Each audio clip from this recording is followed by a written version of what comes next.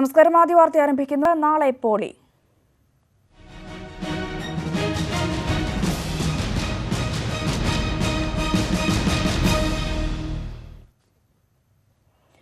കേരളം നാളെ പോളിംഗ് ബൂത്തിൽ 20 ലോക്സഭാ മണ്ഡലങ്ങളിലായി 227 സ്ഥാനാർത്ഥികളുടെ വിധി നിർണ്ണയിക്കാൻ 2,61,00,000 വോട്ടർമാരാണുള്ളത്.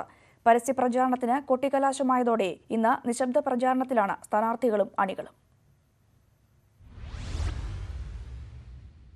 പ്രചാരണ കോലാഹലങ്ങൾ അവസാനിച്ചു. ഇന്ന് നിശബ്ദ പ്രചാരണത്തിലാകും സ്ഥാനാർത്ഥികൾ. അവസാനവട്ട തന്ത്രങ്ങളുമായി പാർട്ടി നേതൃത്വങ്ങളും. നാളെ രാവിലെ 7-ന് 2,61,51,534 വോട്ടർമാർ വിധിയെഴുതി തുടങ്ങും. ഇതിൽ 2,88,191 പേർ കന്നി വോട്ടർമാർ. 24,970 പോളിംഗ് സ്റ്റേഷനുകൾ. മലപ്പുറത്താണ് കൂടുതൽ വോട്ടർമാർ. കുറവ് വയനാട്ടിൽ. തെരഞ്ഞെടുപ്പിനുള്ള ഒരുക്കങ്ങൾ പൂർത്തിയായതായി മുഖ്യ തെരഞ്ഞെടുപ്പ് ഓഫീസർ ടിക്കാറാം മീണ. എല്ലാ സജ്ജീകരണങ്ങൾ നമ്മൾ ചെയ്തിട്ടുണ്ട്. എല്ലാ പോളിംഗ് സ്റ്റേഷൻസിലെ പ്രശ്നബാധിത ബൂത്തുകളിലെ നല്ല സുരക്ഷാ സംവിധാനങ്ങൾ ഉറപ്പാക്കിയിട്ടുണ്ട്.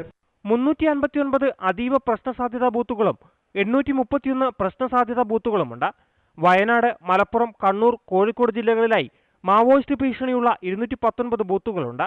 ഇവിടങ്ങളിൽ കേന്ദ്രസേനയുടെ നിരീക്ഷണമുണ്ടാകും. 3621 ബൂത്തുകളിൽ വെബ്കാസ്റ്റിംഗ് ഉണ്ടാകും.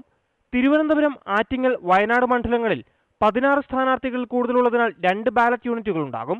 വോട്ടിംഗ് യന്ത്രങ്ങളടക്കമുള്ള പോളിംഗ് സാമഗ്രികൾ ഇന്ന് രാവിലെ അസിസ്റ്റന്റ് റിട്ടേണിംഗ് ഓഫീസർമാർക്ക് കൈമാറും. ഉച്ചയ്ക്കു തന്നെ പോളിംഗ് സ്റ്റേഷനുകളിലെത്തി വോട്ടെടുപ്പിനുള്ള സജ്ജീകരണങ്ങൾ പൂർത്തിയാക്കും. 1,00,000-ലേറെ പേരാണ് പോളിംഗ് ജീവനക്കാരായി പ്രവർത്തിക്കുന്നത്. 240 ബൂത്തുകളുടെ നിയന്ത്രണം വനിതാ ഉദ്യോഗസ്ഥർക്കാണ്. വോട്ടർ പട്ടികയിലുള്ള 174 ട്രാൻസ്ജെൻഡറുകൾ അവരുടെ തന്നെ വ്യക്തിത്വം രേഖപ്പെടുത്തിയ തിരിച്ചറിയൽ കാർഡുമായി സമ്മതിദാനാവകാശം വിനിയോഗിക്കും. ന്യൂസ് 18 തിരുവനന്തപുരം. വോട്ടെടുപ്പ് ആരംഭിക്കാൻ മണിക്കൂറുകൾ മാത്രം ബാക്കി നിൽക്കെ 3 മുന്നണികളും ഒരുപോലെ പ്രതീക്ഷയിലും ആശങ്കയിലുമാണ്. കേരളത്തിൽ പരമാവധി സീറ്റ് ഉറപ്പിക്കേണ്ടത് ദേശീയ നിലനിൽപ്പിന്റെ പ്രശ്നമായതിനാൽ കോൺഗ്രസിനും CPM-നും ആശങ്കയേറും. സുവർണാവസരമായി ശബരിമല കിട്ടിയിട്ടും അക്കൗണ്ട് തുറക്കാനാവാതെ വന്നാലുള്ള നാണക്കേടാണ് BJP-യെ അലട്ടുന്നത്. ഇന്ന് പരസ്യപ്രചരണമില്ല. പക്ഷെ ഇന്നാണ് കടുംവെട്ട് പ്രചരണം. ജാതിയും മതവും മുതൽ എതിർ സ്ഥാനാർത്ഥികൾക്കെതിരായ ആരോപണങ്ങളും കഥകളും വരെ പ്രചരിക്കുന്ന ദിവസം. അവസാന അടവുമിറക്കി വോട്ടുറപ്പിക്കാനുള്ള നീക്കങ്ങളിലാണ് 3 മുന്നണികളും. ഏതെങ്കിലും ഒരു മുന്നണിക്ക് അനുകൂലമായ തരംഗം സംസ്ഥാനത്ത് ഇനിയും ദൃശ്യമല്ല. 18 സീറ്റ് വരെ കിട്ടുമെന്ന പ്രതീക്ഷയിലാണ് കോൺഗ്രസ് നേതൃത്വം. ശബരിമല അടക്കമുള്ള വിഷയങ്ങളിലെ സർക്കാർ വിരുദ്ധ വികാരവും രാഹുൽ ഗാന്ധിയുടെ സ്ഥാനാർത്ഥിത്വവും അനുകൂല ഘടകമാകുമെന്ന് അവർ കരുതുന്നു. മതന്യൂനപക്ഷങ്ങളുടെ വലിയ സഹായവും പ്രതീക്ഷിക്കുന്നു. അനുകൂല വോട്ടുകൾ പോലും ബൂത്തിലെത്തിക്കാനുള്ള സംഘടനാ സംവിധാനം പലയിടത്തും ഇല്ലെന്നതാണ് അവസാന ഘട്ടത്തിലെ മുഖ്യ പ്രശ്നം. ജനങ്ങളാകെ കേന്ദ്രത്തിലെ നരേന്ദ്രമോദി ഗവൺമെന്റിനെയും കേരളത്തിലെ പിണറായി വിജയന്റെ ഗവൺമെന്റിനെയും പാഠം പഠിപ്പിക്കാൻ തയ്യാറായിരിക്കുകയാണ്.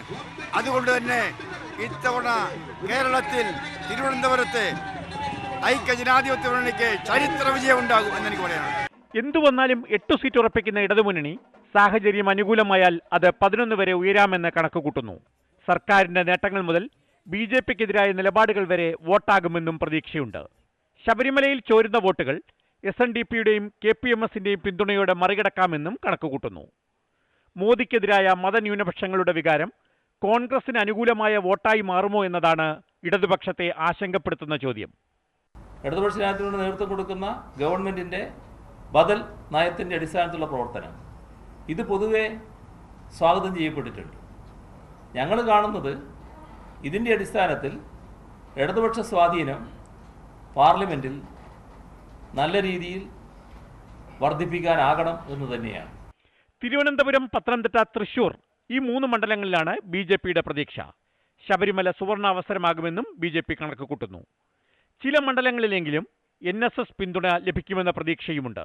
ശബരിമല വോട്ടുകൾ കോൺഗ്രസ് പെട്ടിയിലേക്ക് വീഴാനുള്ള സാധ്യതയും കേരളത്തിന്റെ പൊതു രാഷ്ട്രീയ സ്വഭാവവുമാണ് BJP-യെ ആശങ്കപ്പെടുത്തുന്ന ഘടകങ്ങൾ.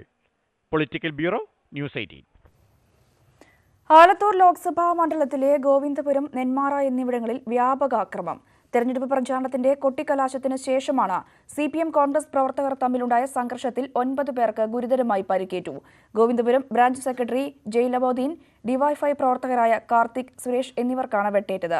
ഇതിൽ ജയിലബോദീന്റെ ആരോഗ്യനില ഗുരുതരമാണ്. ഇദ്ദേഹത്തെ തൃശൂർ മെഡിക്കൽ കോളേജിലേക്ക് മാറ്റി. ഗോവിന്ദപുരം അംബേദ്കർ കോളനിയിലെ 4 കോൺഗ്രസ് പ്രവർത്തകർക്കും വെട്ടേറ്റിട്ടുണ്ട്. കോളനിയിലെ ശിവരാജിന് തലയ്ക്കാണ് പരിക്ക്. 2 സംഭവങ്ങളിലും പോലീസ് കേസെടുത്ത് അന്വേഷണം ആരംഭിച്ചു.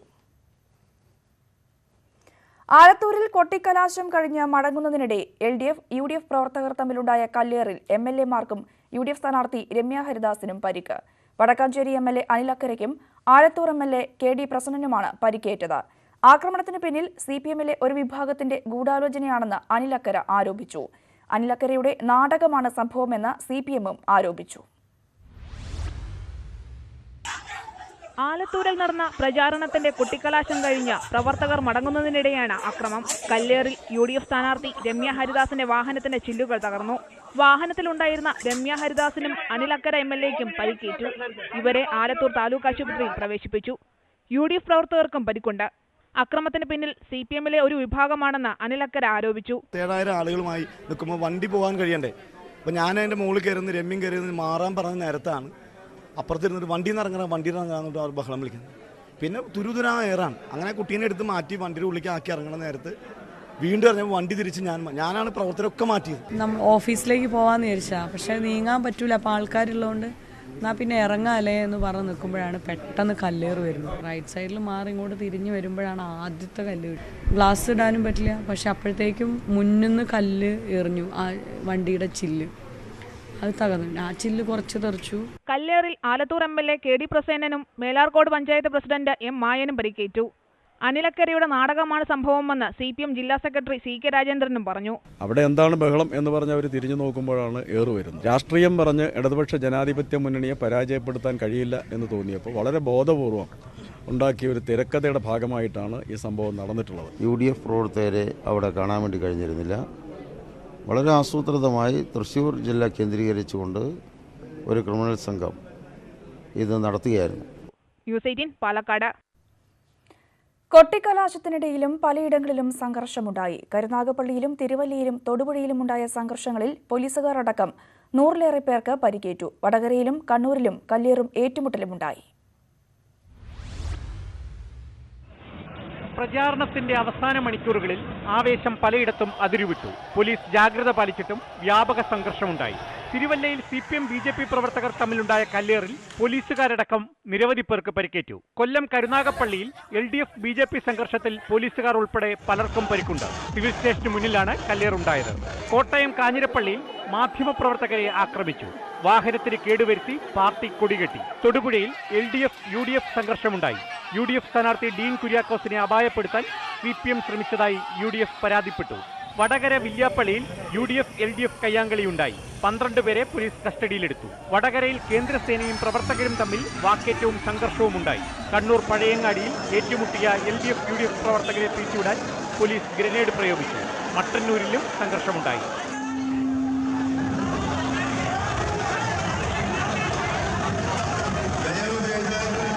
കൊച്ചി പാലാരിവട്ടത്ത് LDF പ്രകടനത്തിനിടെ SDPI പ്രകടനം കടന്നുപോയത് തർക്കത്തിനു കാരണമായി. തിരുവനന്തപുരം കഴക്കൂട്ടത്ത് LDF BJP കയ്യാങ്കളി നടന്നു. മലപ്പുറത്ത് പോലീസും പ്രവർത്തകരും തമ്മിൽ ചെറിയ വാക്കേറ്റമുണ്ടായി. നെടുമങ്ങാട് പാലോട് സംഘർഷത്തിൽ യൂത്ത് കോൺഗ്രസ് പ്രവർത്തകർക്ക് പരിക്കേറ്റു. ST മോർച്ച നേതാവിനെ കൽപ്പറ്റയിൽ പ്രകടനത്തിനിടെ പോലീസ് മർദ്ദിച്ചതായി പരാതിയുണ്ട്. വിവിധ ബ്യൂറോകൾക്കൊപ്പം ന്യൂസ് ഡെസ്ക് ന്യൂസ് 18. തിരുവനന്തപുരം വേളിയിൽ AK ആന്റണിയുടെ റോഡ് ഷോ LDF പ്രവർത്തകർ തടഞ്ഞു. വേളി മാധവപുരം ഭാഗത്തെത്തിയപ്പോൾ LDFന്റെ വാഹന പ്രചാരണ ജാഥ എതിരെ വന്നതാണ് റോഡ് ഷോ തടസ്സപ്പെടാൻ കാരണം. സംഘർഷാവസ്ഥയുണ്ടായെങ്കിലും നേതാക്കൾ അണികളെ ശാന്തരാക്കി. തുടർന്ന് ആന്റണിയും ശശി തരൂരും വാഹനത്തിൽ നിന്നും ഇറങ്ങി നടന്നു. 300 മീറ്ററോളം നടന്ന ശേഷം വാഹനത്തിൽ യാത്ര തുടരുകയായിരുന്നു.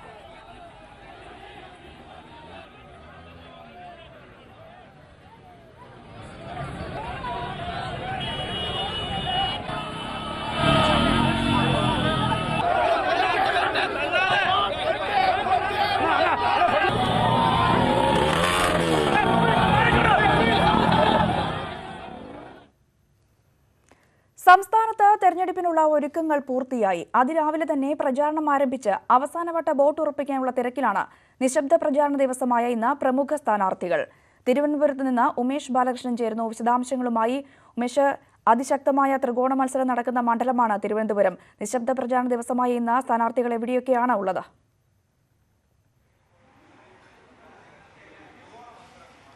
സ്ഥാനാർത്ഥികൾ രാവിലെ തന്നെ വോട്ടർമാരെ നേരിട്ട് കണ്ട് അവസാന വോട്ടും അത് ഉറപ്പിക്കാനുള്ള തിരക്കിലാണ്, അതിനുള്ള ശ്രമത്തിലാണ് ഇപ്പോൾ സ്ഥാനാർത്ഥികൾ. തിരുവനന്തപുരത്ത് 3 സ്ഥാനാർത്ഥികൾ പ്രധാനമായി മത്സരിക്കുന്ന ഇടത് വലത് BJP മുന്നണികളുടെ സ്ഥാനാർത്ഥികൾ ഓരോരുത്തരും രാവിലെ തന്നെ പ്രചാരണം ആരംഭിച്ചിട്ടുണ്ട്. സ്ഥാനാർത്ഥികളെ നേരിട്ട് കണ്ടും വ്യക്തിപരമായ വോട്ടുകൾ ഉറപ്പുവരുത്താനുമുള്ള ശ്രമത്തിലാണ്. രാവിലെ NDA സ്ഥാനാർത്ഥി കുമ്മനം രാജശേഖരൻ തിരുവനന്തപുരം റെയിൽവേ സ്റ്റേഷനിലെത്തിയാണ് വോട്ട് തേടിയത്. റെയിൽവേ സ്റ്റേഷനിലെത്തി രാവിലെ ട്രെയിനിൽ പോകുന്ന യാത്രക്കാരെ നേരിട്ട് കണ്ട് തനിക്ക് വോട്ട് ചെയ്യണമെന്നുള്ള അഭ്യർത്ഥന നേരിട്ട് കണ്ട് അറിയിക്കുകയാണ് ഉണ്ടായത്. അതിനുശേഷം ഇന്ന് ശശി തരൂരിന് കഴിഞ്ഞ ദിവസം തലയ്ക്ക് പരിക്കേറ്റ സാഹചര്യത്തിൽ ഇന്ന് അദ്ദേഹം രാവിലെ ആശുപത്രിയിൽ പോകും. അതിനുശേഷം മാത്രമേ നിശബ്ദ പ്രചാരണത്തിൽ സജീവമാകുകയുള്ളൂ എന്ന് അറിയിച്ചിട്ടുണ്ട്. ഇതേസമയം LDF സ്ഥാനാർത്ഥിയും രാവിലെ മുതൽ തന്നെ തൻ്റെ വ്യക്തിപരമായ വോട്ടുകൾ തനിക്കറിയാവുന്ന തൻ്റെ പഴയ സുഹൃത്തുക്കളെയും മറ്റുമെല്ലാം രാവിലെ പോയി കണ്ട് അത് ഉറപ്പാക്കാനുള്ള ശ്രമത്തിലാണ്. അതിനുശേഷം 10 മണിക്ക് ശേഷം സജീവമായി പുറത്ത് എത്തും. മറ്റ് വോട്ടുകൾ ഉറപ്പിക്കാനുള്ള ശ്രമത്തിലേക്ക് കാര്യങ്ങൾ നീങ്ങും. എന്തായാലും നിലവിൽ കുമ്മനം രാജശേഖരനാണ് രാവിലെ ഒരു പൊതു ഇടത്ത് വോട്ട് ഉറപ്പിക്കാനുള്ള തിരക്കിലേക്ക് നീങ്ങിയിരിക്കുന്നത്. രാവിലെ റെയിൽവേ സ്റ്റേഷനിലെത്തി യാത്രക്കാരെ നേരിട്ട് കണ്ട് വോട്ട് എല്ലാം ഉറപ്പാക്കാനുള്ള ശ്രമത്തിലാണ് ഇപ്പോൾ കുമ്മനം രാജശേഖരൻ. എങ്ങനെയുണ്ട് അവസാന ലാപ്പിൽ പ്രതീക്ഷകൾ? അല്ല, കൊട്ടിക്കലാശത്തോടു കൂടി വളരെയേറെ പ്രതീക്ഷകൾ വർദ്ധിച്ചു. കാരണം എല്ലാ സ്ഥലങ്ങളിലും വോട്ടർമാർ തന്നെ പുറത്തിറങ്ങി വന്ന് എനിക്ക് പിന്തുണ നൽകുന്നു. ഞാൻ പാറശാല മുതൽ 7 മണ്ഡലങ്ങൾ ടച്ച് ചെയ്തുകൊണ്ടുള്ള യാത്രയായിരുന്നു. ജനപിന്തുണ വളരെയേറെയുണ്ട് എന്നുള്ളത് വ്യക്തമാക്കുന്ന നിരവധി പ്രകടനങ്ങളും പിന്തുണ നൽകിക്കൊണ്ടുള്ള സമ്മേളനങ്ങളും ഒക്കെ ഓരോ സ്ഥലങ്ങളിൽ കാണാൻ സാധിച്ചു. തിരുവനന്തപുരത്ത് പ്രവചനങ്ങൾക്ക് അതീതമാണ് മത്സരം. അവസാന നിമിഷ അടിയൊഴുക്കുകൾ അത് എത്രത്തോളം എന്തെങ്കിലും ഭയപ്പെടുന്നുണ്ടോ? യാതൊരു വിധത്തിലുള്ള അടിയൊഴുക്കുകളും ഭയപ്പെടാൻ തക്ക വിധത്തിൽ ഉണ്ട് എന്ന് എനിക്ക് തോന്നുന്നില്ല. കാരണം ജനങ്ങൾ എന്നെ അങ്ങേയറ്റം സ്നേഹിക്കുന്നു. ഞാൻ ആശ്രയിച്ചതും ജനങ്ങളെയാണ്. ജനങ്ങളുടെ ഇടയിലായിരുന്നു ഞാൻ കഴിഞ്ഞ ഇത്രയും ദിവസക്കാലം. അപ്പോൾ അവരുടെ പിന്തുണ, അവരുടെ സഹായം എപ്പോഴും ഉണ്ട് എന്ന് തന്നെയാണ് എൻ്റെ വിശ്വാസം. സംസ്ഥാനത്ത് തെരഞ്ഞെടുപ്പിനുള്ള ഒരുക്കങ്ങൾ പൂർത്തിയായി. അതിരാവിലെ തന്നെ പ്രചാരണം ആരംഭിച്ച് അവസാനവട്ട വോട്ടുറപ്പിക്കാനുള്ള തിരക്കിലാണ് സ്ഥാനാർത്ഥികൾ. വിശദാംശങ്ങളാണ് ഉമേഷ് ബാലകൃഷ്ണൻ നൽകിയത്. ഇതുമായി ബന്ധപ്പെട്ട മറ്റു വാർത്തകളിലേക്ക് വരുമ്പോൾ, കേരളത്തിന് പുറമെ 11 സംസ്ഥാനങ്ങളും 2 കേന്ദ്രഭരണ പ്രദേശങ്ങളും നാളെ വിധിയെഴുതും. 96 മണ്ഡലങ്ങളിലാണ് വോട്ടെടുപ്പ്. ജമ്മു കാശ്മീരിലെ അനന്ത്നാഗ് മണ്ഡലത്തിലെ ഒരു ജില്ലയിലും വോട്ടെടുപ്പ് മാറ്റിവെച്ച ത്രിപുര ഈസ്റ്റും നാളെ വിധിയെഴുതും. 7 ഘട്ടമായി നടക്കുന്ന ലോക്സഭാ തെരഞ്ഞെടുപ്പിൽ കൂടുതൽ മണ്ഡലങ്ങൾ വിധിയെഴുതുന്നത് 3ാം ഘട്ടത്തിലാണ്. 13 സംസ്ഥാനങ്ങളിലെയും 2 കേന്ദ്രഭരണ പ്രദേശങ്ങളിലെയും അടക്കം 116 മണ്ഡലങ്ങളാണ് വോട്ടവകാശം വിനിയോഗിക്കുക. കേരളത്തിന് പുറമെ ഗുജറാത്തിലെയും ഗോവയിലെയും മുഴുവൻ മണ്ഡലങ്ങളും ചൊവ്വാഴ്ച വിധിയെഴുതും. കർണാടകയിലെയും മഹാരാഷ്ട്രയിലെയും 14 മണ്ഡലങ്ങൾ വീതമാണ് വോട്ടെടുപ്പ്. UPയിലെ 10ഉം ഛത്തീസ്ഗഡിലെ 7ഉം ഒഡീഷയിലെ 6ഉം പശ്ചിമബംഗാളിലെയും ബീഹാറിലെയും 5 വീതവും അസമിലെ 4 മണ്ഡലങ്ങളും പോളിംഗ് ബൂത്തിലെത്തും. കേന്ദ്രഭരണ പ്രദേശങ്ങളായ ദാമൻ ദിയു, ദാദ്ര നഗർ ഹവേലി എന്നിവിടങ്ങളിലും അന്നേ ദിവസമാണ് വോട്ടെടുപ്പ്. LK അദ്വാനി പ്രതിനിധീകരിച്ചിരുന്ന ഗാന്ധിനഗറിൽ നിന്ന് ജനവിധി തേടുന്ന BJP അധ്യക്ഷൻ അമിത്ഷായും വയനാട്ടിൽ നിന്ന് ജനവിധി തേടുന്ന കോൺഗ്രസ് അധ്യക്ഷൻ രാഹുൽ ഗാന്ധിയുമാണ് 3ാം ഘട്ടത്തിലെ പ്രമുഖ സ്ഥാനാർത്ഥികൾ. തട്ടകമായ മെയിൻപുരിയിൽ നിന്ന് മുലായം സിംഗ് യാദവ് മത്സരിക്കും. ഫിറോസാബാദിൽ യാദവ് കുടുംബങ്ങൾ തമ്മിലുള്ള പോരാട്ടത്തിൽ മുലായത്തിന്റെ അനുജൻ ശിവപാൽ യാദവും മുലായത്തിന്റെ ബന്ധു രാംഗോപാൽ യാദവിന്റെ മകൻ അക്ഷയ് യാദവും തമ്മിലാണ് മത്സരം. രാംപൂരിൽ സമാജ്വാദി പാർട്ടി നേതാവ് അസം ഖാനെ നേരിടുന്നത് BJPയിലെ ജയപ്രദയാണ്. ബീഹാറിലെ മധേപുരയിൽ നിന്ന് RJD ടിക്കറ്റിൽ ലോക് താന്ത്രിക് ജനതാദൾ നേതാവ് ശരത് യാദവ് ജനവിധി തേടും. ബാരാമതിയിൽ നിന്ന് സുപ്രിയ സുലെ വീണ്ടും ജനവിധി തേടുമ്പോൾ പിലിഭത്തിൽ നിന്നാണ് വരുൺ ഗാന്ധിയുടെ മത്സരം. ഗുൽബർഗയിൽ മല്ലികാർജ്ജുൻ ഖാർഗെ, ഉത്തരകന്നഡയിൽ അനന്ത്കുമാർ ഹെഗ്ഡെ, ഷിമോഗയിൽ BY രാഘവേന്ദ്ര എന്നിവരാണ് കർണാടകയിൽ നിന്ന് ജനവിധി തേടുന്ന പ്രമുഖർ. Election desk, news 18. കോൺഗ്രസിന്റെയും BJPയുടെയും ദേശീയ അധ്യക്ഷന്മാർ ജനവിധി തേടുന്നു എന്നതാണ് 3ാം ഘട്ട തെരഞ്ഞെടുപ്പിന്റെ സവിശേഷത. രാഹുൽ ഗാന്ധി കോൺഗ്രസ് ശക്തി കേന്ദ്രമായ വയനാട്ടിലും അമിത്ഷാ BJP തട്ടകമായ ഗാന്ധിനഗറിൽ നിന്നുമാണ് മത്സരിക്കുന്നത്. കർമ്മഭൂമി എന്ന് കോൺഗ്രസ് വിശേഷിപ്പിക്കുന്ന അമേഠിക്ക് പുറമെയാണ് രാഹുൽ ഗാന്ധി വയനാട്ടിൽ നിന്നുകൂടി ജനവിധി തേടുന്നത്. അരനൂറ്റാണ്ടിലധികം കാലം LK അദ്വാനി പ്രതിനിധീകരിച്ചിരുന്ന ഗാന്ധിനഗറിൽ നിന്നാണ് അമിത്ഷായുടെ പോരാട്ടം. തട്ടകമായ മെയിൻപുരിയിൽ നിന്ന് മുലായം സിംഗ് യാദവ്. ഫിറോസാബാദിൽ യാദവ് കുടുംബങ്ങൾ തമ്മിലുള്ള പോരാട്ടമാണ്. ഇവിടെ മുലായത്തിന്റെ അനുജൻ ശിവപാൽ യാദവും മുലായത്തിന്റെ ബന്ധു രാംഗോപാൽ യാദവിന്റെ മകൻ അക്ഷയ് യാദവും തമ്മിലാണ് മത്സരം. രാംപൂരിൽ സമാജ്വാദി പാർട്ടി നേതാവ് അസം ഖാനെ നേരിടുന്നത് BJPയിലെ ജയപ്രദയാണ്. സമാജ്വാദി പാർട്ടി മുൻ MP കൂടിയാണ് ജയപ്രദ. ബീഹാറിലെ മധേപുരയിൽ നിന്ന് RJD ടിക്കറ്റിൽ ലോക് താന്ത്രിക് ജനതാദൾ നേതാവ് ശരത് യാദവ് ജനവിധി തേടും. ബാരാമതിയിൽ നിന്ന് സുപ്രിയ സുലെ വീണ്ടും മത്സരിക്കുമ്പോൾ മേനകാ ഗാന്ധി പ്രതിനിധീകരിക്കുന്ന പിലിഭിത്തിൽ നിന്നാണ് വരുൺ ഗാന്ധിയുടെ പോരാട്ടം. കർണാടകയിലെ ഗുൽബർഗയിൽ നിന്ന് മല്ലികാർജുൻ ഖാർഗെ, ഉത്തരകന്നഡയിൽ നിന്ന് അനന്ത്കുമാർ ഹെഗ്ഡെ, ഷിമോഗയിൽ മത്സരിക്കുന്ന BY രാഘവേന്ദ്ര തുടങ്ങിയവരാണ് കർണാടകയിൽ നിന്ന് ജനവിധി തേടുന്ന പ്രമുഖർ. Election desk, news 18. രാഹുൽ ഗാന്ധിയുടെ നാമനിർദ്ദേശ പത്രികയിലെ സത്യവാങ്മൂലത്തെ സംബന്ധിച്ച് പരാതി ഉന്നയിച്ച് LDFും NDAയും തെരഞ്ഞെടുപ്പ് നീട്ടിവെക്കണമെന്നാവശ്യപ്പെട്ട് NDA തെരഞ്ഞെടുപ്പ് കമ്മീഷന് പരാതി നൽകി. ആരോപണം പരാജയഭീതി മൂലമെന്ന് കോൺഗ്രസ് നേതാക്കൾ ആരോപിച്ചു. അമേത്തിയിലെ സ്വതന്ത്ര സ്ഥാനാർത്ഥി ധ്രുവ് രാജിന്റെ ആക്ഷേപത്തിന് ചുവടുപിടിച്ചാണ് വയനാട്ടിൽ തുഷാർ വെള്ളാപ്പള്ളിയുടെ പരാതി. രാഹുൽ ഗാന്ധിക്ക് ഇരട്ട പൗരത്വം ഉണ്ടെന്നാണ് ആക്ഷേപം. വിദ്യാഭ്യാസ യോഗ്യത സംബന്ധിച്ച സത്യവാങ്മൂലത്തിലും പൊരുത്തക്കേടുകളുണ്ട്.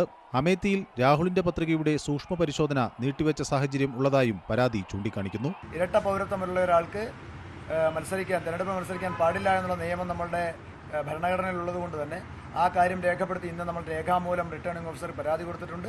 സമാനമായ ആരോപണവുമായി ഇടതുപക്ഷവും രംഗത്തെത്തി. എന്നാൽ തെരഞ്ഞെടുപ്പ് മാറ്റിവെക്കണമെന്ന ആവശ്യം LDFിനില്ല. 2 സ്ഥലത്തും 2 തരത്തിലുള്ള നോമിനേഷൻ കൊടുത്തു എന്നുള്ളത് ഞങ്ങൾ തെരഞ്ഞെടുപ്പ് കമ്മീഷന്റെ ശ്രദ്ധയിൽ കൊണ്ടുവരുന്നുണ്ട്. തെരഞ്ഞെടുപ്പ് കമ്മീഷനാണ് തീരുമാനങ്ങൾ എടുക്കേണ്ടത്. ഞങ്ങൾ തെരഞ്ഞെടുപ്പിന് സജ്ജമാണ്. ഇടതുപക്ഷ ജനാധിപത്യ മുന്നണി നല്ല വിജയം കൈവരിക്കും. സുബ്രഹ്മണ്യൻ സ്വാമി കഴിഞ്ഞ 2 വർഷമായി ഉന്നയിക്കുന്ന അടിസ്ഥാനരഹിതമായ ആരോപണമാണ് വീണ്ടും BJP ഉയർത്തുന്നത് എന്നാണ് വിഷയത്തിൽ കോൺഗ്രസിന്റെ പ്രതികരണം. ഇത് സുബ്രഹ്മണ്യൻ സ്വാമി കഴിഞ്ഞ 2 കൊല്ലം മുമ്പ് ഉന്നയിച്ചുകൊണ്ടിരിക്കുന്നതാണ്. ഇന്ന് ആദ്യം ഉന്നയിച്ചതല്ല. എത്രയോ പ്രാവശ്യം സുപ്രീം കോടതി കേസ് വന്നതാണ്.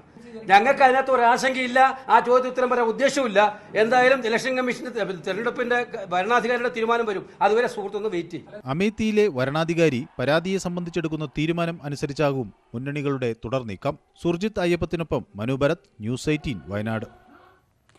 വയനാട്ടിന് പുറമെ അമേഠിയിൽ നിന്നും ജനവിധി തേടുന്ന കോൺഗ്രസ് അധ്യക്ഷൻ രാഹുൽ ഗാന്ധിയുടെ നാമനിർദ്ദേശ പത്രികയിൽ ഇന്ന് സൂക്ഷ്മ പരിശോധന നടക്കും. രാഹുൽ സമർപ്പിച്ച പത്രികയിലെ ഗുരുതര പിഴവുകൾ ചൂണ്ടിക്കാണിക്കപ്പെട്ടതിനെ തുടർന്നാണ് സൂക്ഷ്മ പരിശോധന റിട്ടേണിംഗ് ഓഫീസർ മാറ്റിവെച്ചത്.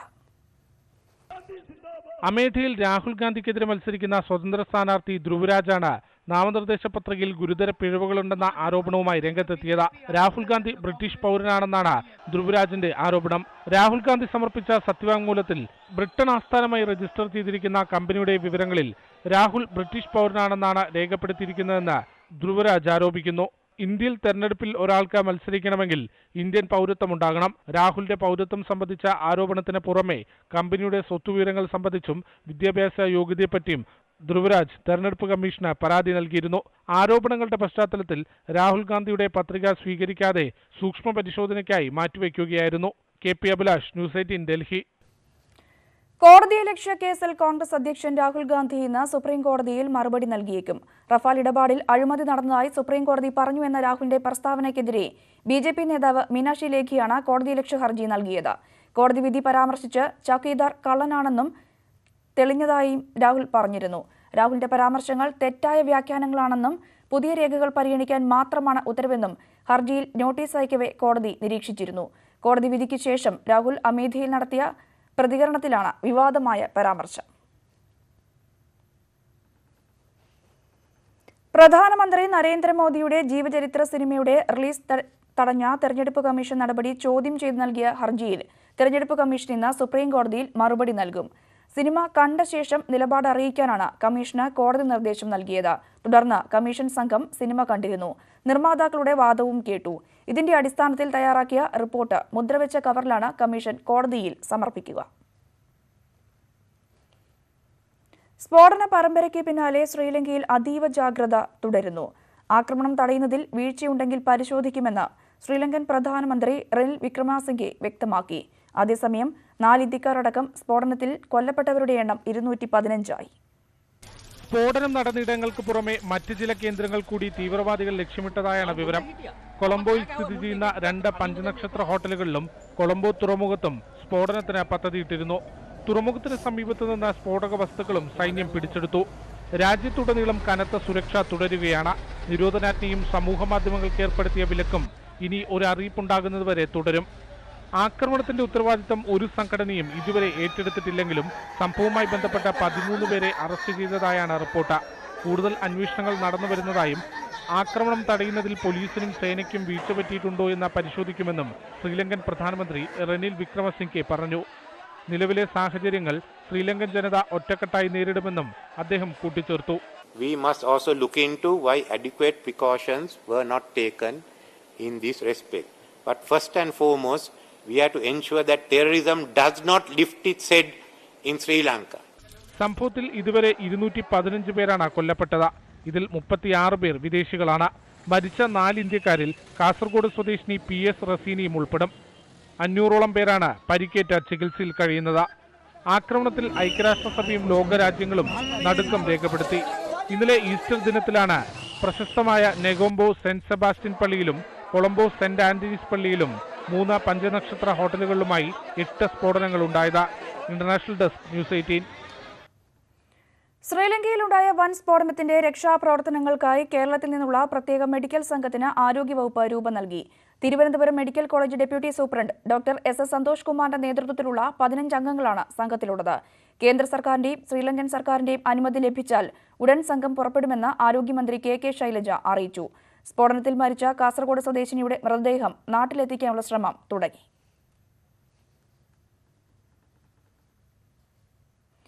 സൗദി അറേബ്യയിൽ പോലീസ് സ്റ്റേഷനു നേരെ ഭീകരാക്രമണ ശ്രമം. റിയാദിലുള്ള പോലീസ് സ്റ്റേഷനു നേരെയാണ് ആക്രമണ ശ്രമം ഉണ്ടായത്. കാറിൽ സ്ഫോടക വസ്തുക്കളുമായി എത്തിയ ഭീകരർ ഗേറ്റ് തകർത്ത് അകത്ത് കടക്കാൻ ശ്രമിക്കുകയായിരുന്നു. തുടർന്ന് നടന്ന ഏറ്റുമുട്ടലിൽ 4 ഭീകരെയും പോലീസ് വധിച്ചു. 3 പോലീസ് ഉദ്യോഗസ്ഥർക്ക് പരിക്കേറ്റതായും സൗദിയിലെ ഔദ്യോഗിക വാർത്താ ഏജൻസിയായ SPA റിപ്പോർട്ട് ചെയ്യുന്നു. മോഹൻലാൽ സംവിധായകനാകുന്നു. പോർച്ചുഗീസിന്റെ പശ്ചാത്തലത്തിൽ ബറോസ് എന്ന 3D സിനിമയാണ് മോഹൻലാൽ സംവിധാനം ചെയ്യുന്നത്. സംവിധായകനാകുന്ന വാർത്ത ലാൽ തന്നെയാണ് നവമാധ്യമങ്ങളിലൂടെ പുറത്തുവിട്ടത്. സംവിധായകനാകുന്ന വാർത്ത ബ്ലോഗിലൂടെയാണ് മോഹൻലാൽ പ്രഖ്യാപിച്ചത്. വാസ്കോഡഗാമയുടെ നിധി സൂക്ഷിക്കുന്ന കാവൽക്കാരനായ ബറോസിന്റെ കഥയാണ് സിനിമ. ബറോസായി മോഹൻലാൽ തന്നെ വേഷമിടും. ഇന്ത്യയിലെ ആദ്യ 3D സിനിമയായ മൈ ഡിയർ കുട്ടിച്ചാത്തൻ ഒരുക്കിയ നവോദയയുമായി ചേർന്നാണ് ചിത്രം നിർമ്മിക്കുക. ഇത്രയും കാലം ക്യാമറയ്ക്ക് മുന്നിൽ നിന്ന് പകർന്നാടിയ താൻ ക്യാമറയ്ക്ക് പിറകിലേക്ക് നീങ്ങുകയാണെന്ന് മോഹൻലാൽ ബ്ലോഗിൽ എഴുതി. ജീവിതത്തിലെ ഓരോ വളവു തിരിവുകൾക്കും അതിൻ്റെതായ അർത്ഥമുണ്ട്. 4 പതിറ്റാണ്ടിലധികം നീണ്ട അഭിനയ യാത്രയിൽ ജീവിതം അത്ഭുതകരമായ ഒരു സാധ്യത മുന്നിൽ വച്ചിരിക്കുകയാണെന്നും ലാൽ പറയുന്നു. കുട്ടികൾക്കും വലിയവർക്കും ആസ്വദിക്കാവുന്ന സിനിമയാകും ബറോസ്. വലിയ മുതൽ മുടക്കുള്ള സിനിമയാകും ബറോസ് എന്നും ലാൽ പറയുന്നു. ഒരു മിത്തിനെ അടിസ്ഥാനമാക്കിയാണ് സിനിമ. ഗാമയുടെ നിധി സൂക്ഷിക്കുന്ന ആളാണ് ബറോസ്. 400-ലധികം വർഷങ്ങളായി അയാളത് സൂക്ഷിക്കുന്നു. ബറോസിന്റെ അടുത്തേക്ക് ഒരു കുട്ടി വരുന്നതും അവർ തമ്മിലുള്ള ബന്ധവുമാണ് സിനിമ.